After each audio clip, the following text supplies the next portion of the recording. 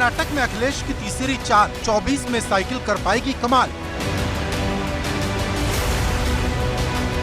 मायावती की तेलंगाना उड़ान, दक्षिण में दलित दांव से आएगी जान।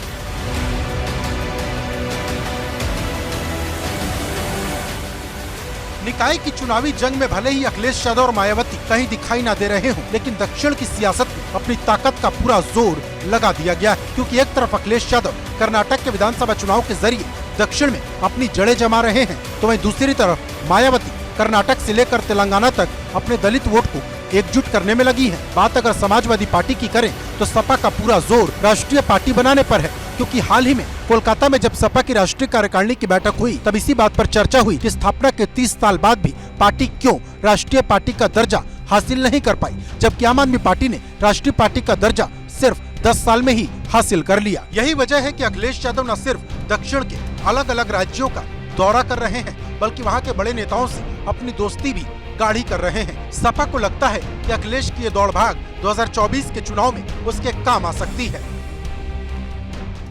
पूरे हिंदुस्तान का विपक्ष एक हो रहा है। इस भारतीय जनता पार्टी को बेईमान सरकार, इन झूठों की सरकार को हटाने के लिए एक हो रहा है। बताओ, अखिलेश यादव तमिलनाडु में 2 बार जा चुके, बात हो चुकी है वहाँ के मुख्यमंत्री, तेलंगाना के मुख्यमंत्री से तो 3 बार बात हो चुकी है,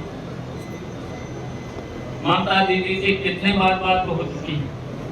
पूरा विपक्ष एक हो रहा है सब भारतीय जनता पार्टी को हटाने के लिए, तो अब चुपने की बात नहीं है। 2024 में ऐसे भारतीय जनता पार्टी को हटाना। लेकिन बड़ा सवाल यह है कि क्या अखिलेश यूपी के बाहर दक्षिण में साइकिल में हवा भर पाएंगे, क्योंकि पिछली बार सपा ने कर्नाटक में 20 सीट पर चुनाव लड़ा था, लेकिन एक भी सीट जीत नहीं पाई थी। और इस बार सपा 17 सीट पर कर्नाटक में हाथ आजमा रही, जिनमें से 4 से 5 ऐसी सीट है जहां खुद अखिलेश ने 3 दिन में खूब पसीना बहाया है। समाजवादी पार्टी के राष्ट्रीय अध्यक्ष अखिलेश यादव इन दिनों लगातार चुनावी दौरे में सक्रिय हैं। अगर बात करें तो पहले उत्तर प्रदेश में निकाय चुनाव में वो लगातार प्रचार किए। इसके बाद अगर बात करें तो 3 दिवसीय कर्नाटक दौरे पर वो पहुंचे हैं, जहां पे अगर बात करें तो आज उनके प्रचार का आखिरी दिन रहा, जहां उन्होंने तमाम सारे प्रत्याशियों के लिए प्रचार किया। अगर जाहिर तौर से बात करें तो 2024 के लोकसभा चुनाव के लिए अखिलेश यादव लगातार तमाम सारे विपक्षी गठबंधनों के जो नेता हैं उनसे मुलाकात कर रहे हैं। पहले उन्होंने पश्चिम बंगाल में ममता बनर्जी से मुलाकात की, उसके बाद बिहार के मुख्यमंत्री नीतीश कुमार से उन्होंने लखनऊ में मुलाकात की। इसके अलावा बिहार के उप मुख्यमंत्री तेजस्वी यादव से भी उन्होंने लखनऊ में मुलाकात की। वहीं बसपा सुप्रीमो मायावती भी दक्षिण में खुद को मजबूत करने में लगी है। मायावती ने हाल ही में कर्नाटक में प्रचार किया था और अब मायावती ने हैदराबाद में भरोसा रैली कर किसानों, बेरोजगार युवाओं, महिलाओं, मजदूर और कमजोर तबके के लोगों का भरोसा जीतने की कोशिश की। आपके तेलंगाना स्टेट के जो मुख्यमंत्री हैं श्री केसीआर के बारे में मुझे मालूम हुआ कि इन्होंने हमारी सरकार की नकल तो जरूर की यहाँ पर, लेकिन उसको जमीनी हकीकत में अमली जामा नहीं बनाया है। इन्होंने कहा कि जो दलित वर्ग के लोग हैं या गरीब लोग हैं उनको 3-3 एकड़ हम खेती करने के लिए जमीन फ्री देंगे, लेकिन उन्होंने ऐसा नहीं किया। केवल कागजों में जरूर जमीन दे दी, लेकिन जमीनी हकीकत में प्रैक्टिकल में आप लोगों को जमीन नहीं दी है।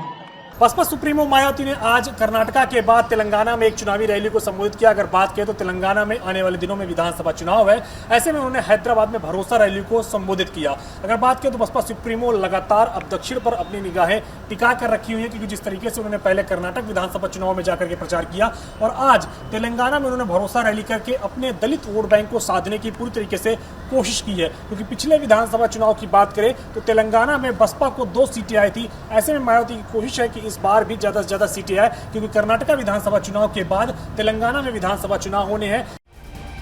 अब सवाल बड़ा है कि क्या बसपा अपने दलित वोट को दक्षिण में एकजुट कर पाएगी, क्योंकि बसपा 1-2 सीट जीतकर यहाँ की सरकारों में तो शामिल हो जाती है, लेकिन वो खुद किंग बन पाए ऐसी स्थिति में अब तक नहीं आ पाई।